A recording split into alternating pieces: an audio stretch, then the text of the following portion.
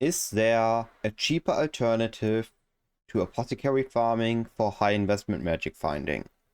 Hey, I'm Cyclon, and I think there actually is something.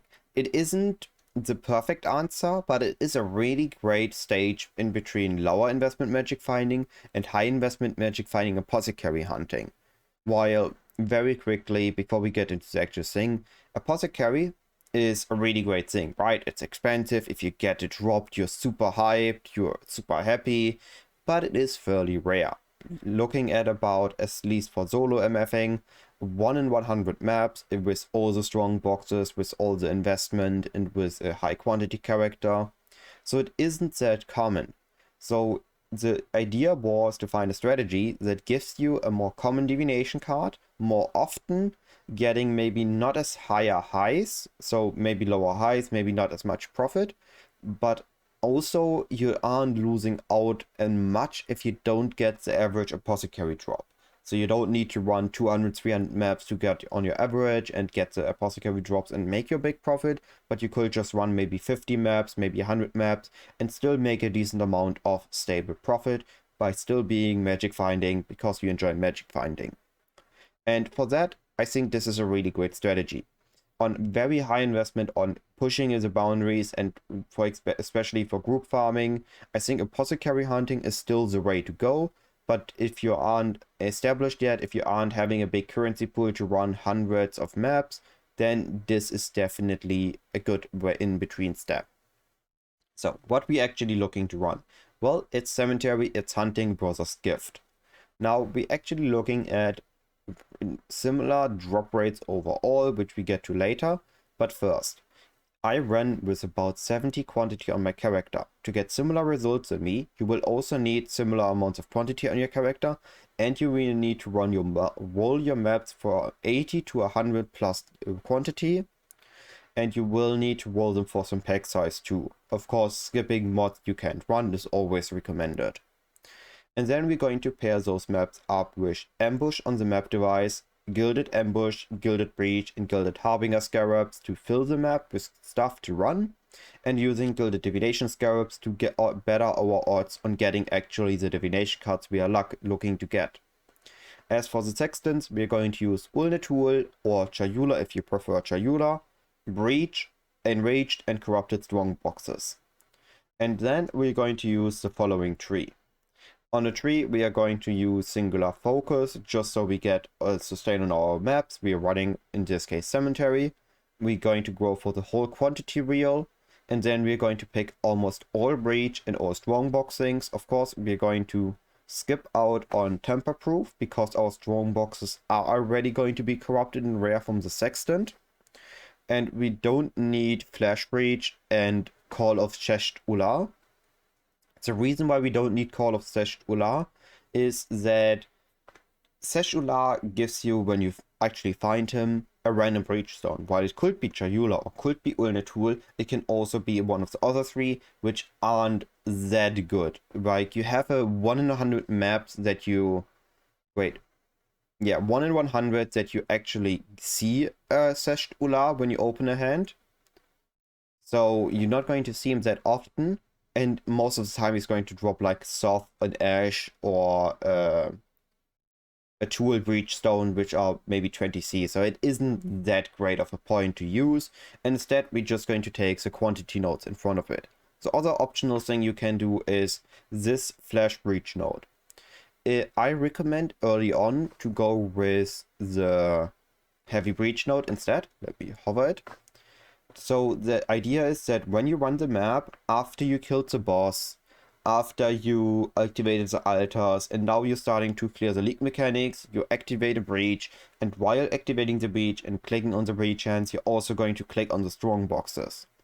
And when the breach closes, you walk to the next breach and you're going to repeat the process. If there are no strong boxes around, maybe you open 2 breaches at a time. If your build is fast enough, strong enough, quick enough, and maybe you even have the mastery that opens chest around you, then you can also start using Flash Breach and just having a better, quicker run time.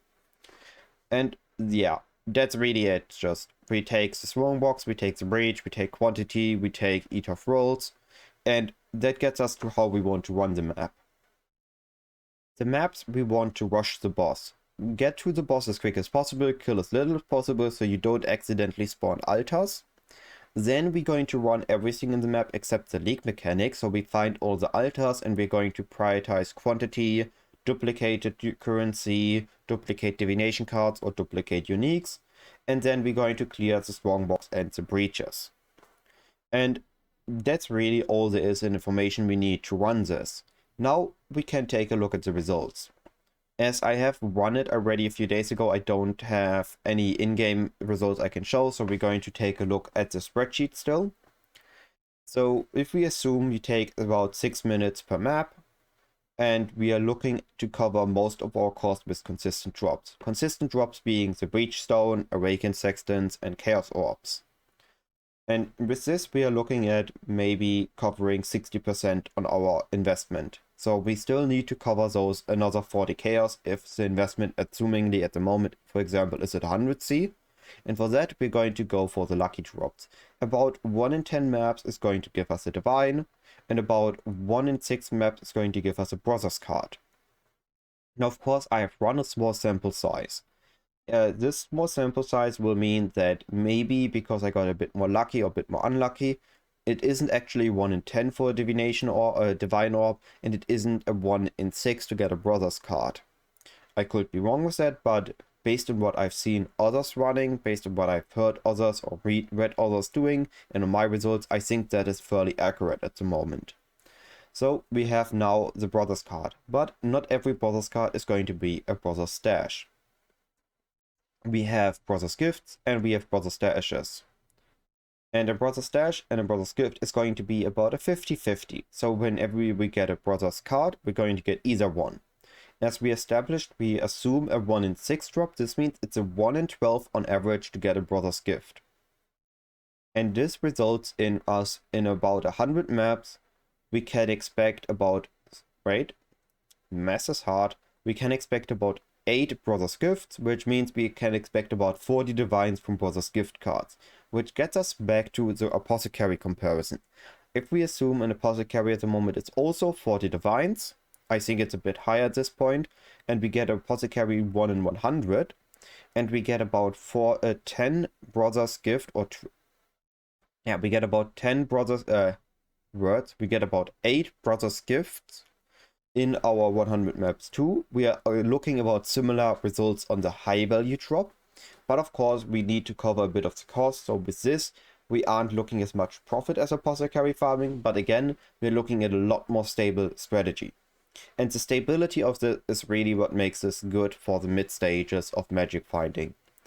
And with this, honestly, I think there's all the information given. We get a decent amount of stable drops, we get a decent amount of lucky drops, and it's in a good state as a strategy.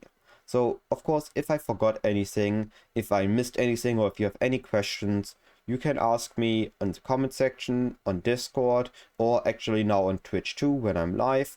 Or you can, of course, ask me in-game when I'm online, and I will try to answer as quick as possible.